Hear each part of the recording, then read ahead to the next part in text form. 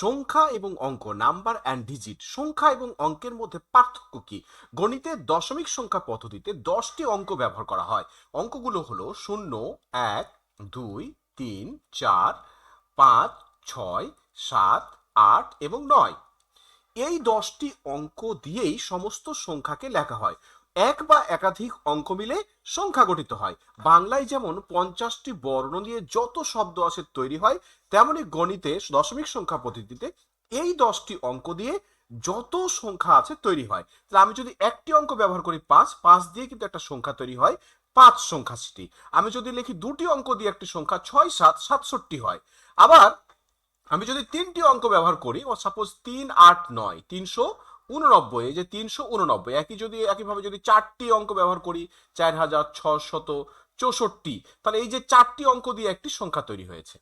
খেয়াল রাখতে হবে একটা বিষয়, যে যদি 4টি অঙ্ক দিয়ে একটি সংখ্যা তৈরি করতে বলা হলো, তার মধ্যে শূন্য একটি অঙ্ক, তাহলে শূন্য অঙ্কটি প্রথমে আসা যাবে না। অর্থাৎ সাপোজ 0, 6, 7, 4, এই যে 4টি অঙ্ক দিয়ে সংখ্যা তৈরি করার সময় শূন্যটা যদি একেবারে বাম দিকে বসাই, তাহলে এই শূন্যটা কোনো অর্থ প্রকাশ করে না। সেক্ষেত্রে 3 অঙ্ক বিশিষ্ট সংখ্যা হয়ে যাবে। এই বিষয়টা খেয়াল রাখতে হবে। শূন্য কখনোই প্রথম অঙ্কে বসবে না। যদি বসে তাহলে সেটা কোনো অর্থ প্রকাশ করে না।